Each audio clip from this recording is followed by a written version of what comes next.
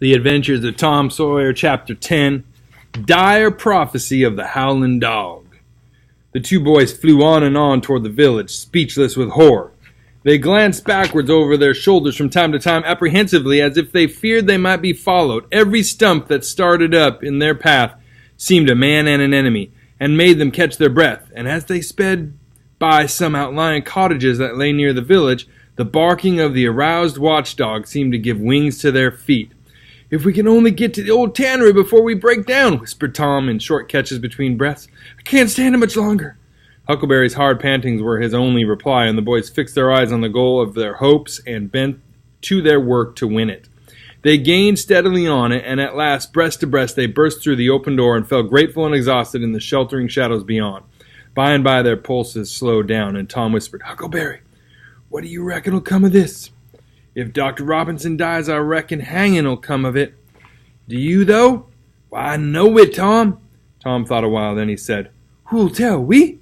"What are you talking about? Suppose something happened and Injun didn't hang. Why, he'd kill us some time or other, just as dead sure as we're a-lying here." "That's just what I was thinking to myself, Huck. If anybody tells, let Muff Potter do it. If he's fool enough, he's generally drunk enough." Tom said nothing, went on thinking. Presently he whispered, "Huck, Muff Potter don't know it. How can he tell?" "What's the reason he don't know it?" "Because he just got that whack when Injun Joe done it.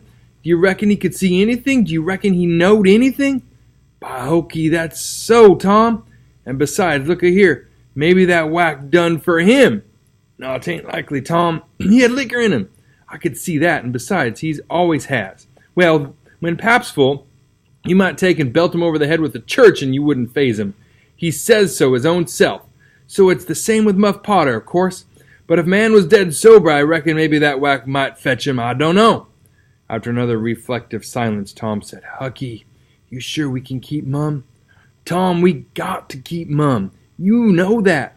That Injun devil wouldn't make any more of drowning us than a couple of cats if we was to squeak about this and they didn't hang him. Now look here, Tom.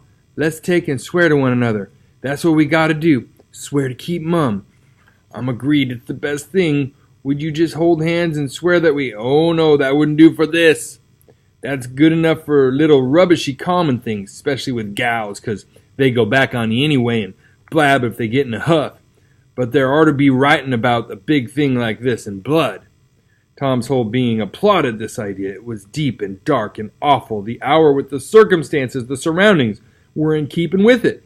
He picked up a clean pine shingle that lay in the moonlight, took a little fragment of red keel out of his pocket, got the moon on his work, and painfully scrawled these lines, emphasizing each slow downstroke by clamping his tongue between his teeth and letting the pressure on the upstrokes. "Huck Finn and Tom Sawyer swears they will keep mum about this, and they wish they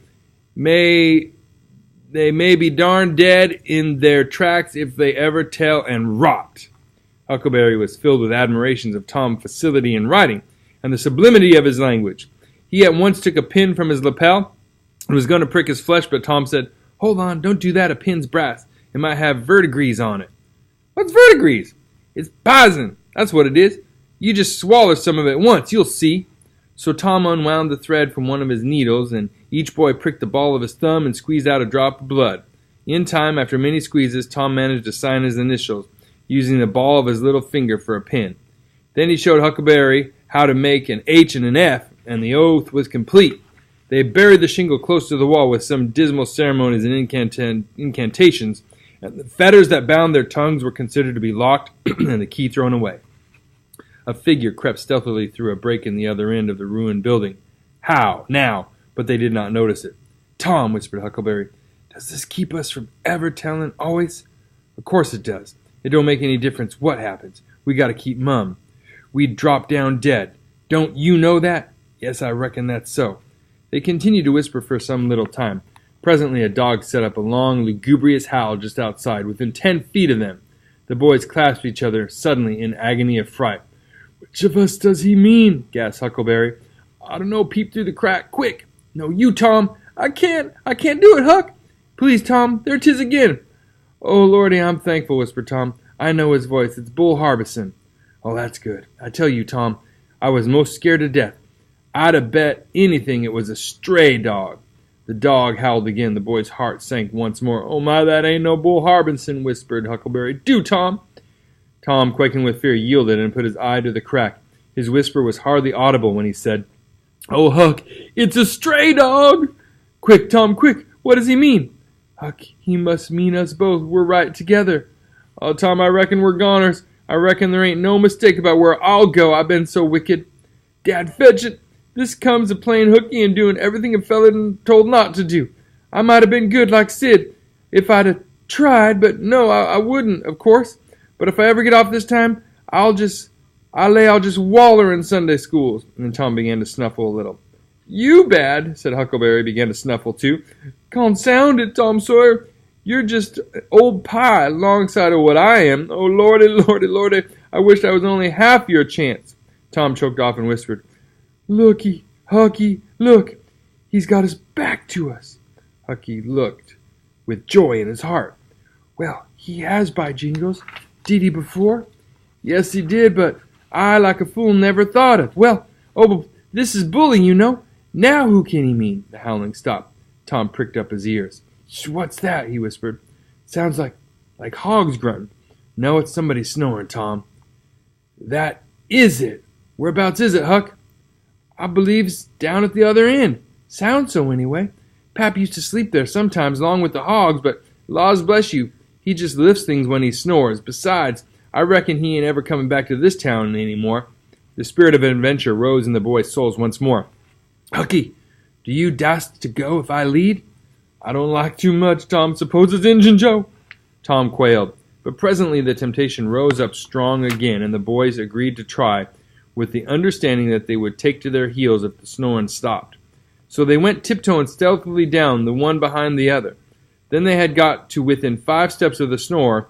Tom stepped on a stick, and it broke with a sharp snap. The man moaned, writhed a little, and his face came into the moonlight. It was Muff Potter. The boys' heart had stood still, and their hopes too, when the man moved, but their fears passed away now. They tiptoed out through the broken weather boarding, and stopped at a little distance to exchange a parting word. That long, lugubrious howl rose on the night air again. They turned and saw the strange dog standing within a few feet of where Potter was lying, and facing Potter, with his nose pointed up heavenward. "Oh, Jiminy, it's him!" exclaimed both boys in a breath. "Say, Tom, they say a stray dog come howling around Johnny Miller's house about midnight, as much as 2 weeks ago. And a whippoorwill came in and lit on the banisters and sung the very same evening, and there ain't anybody dead there yet." "Well, I know that, and suppose there ain't. Didn't Gracie Miller fall in the kitchen fire and burn herself terrible the very next Saturday?" "Yeah, but she ain't dead. And what's more, she's getting better, too." "All right, you wait and see. She's a goner.